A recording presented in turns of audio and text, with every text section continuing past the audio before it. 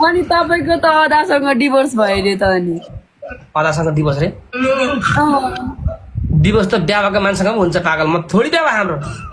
खै अनि सबैजनाले अदासँग डिभोर्स भयो रबिन बाजेको भन्दैछ त अनि वेटिङ फर द श्रीमती रिप्लाई कति नराम्रो अनुहार छ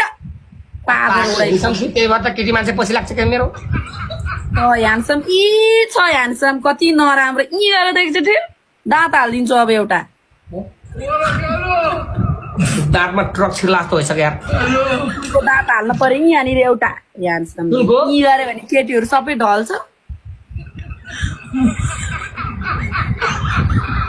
मेरो दाँत उकालेर हालिदिउँ एउटा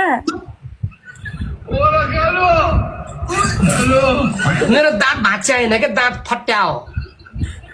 अस्ति किन रोको भन्छ प्रश्न गरिरहनु दर्शकले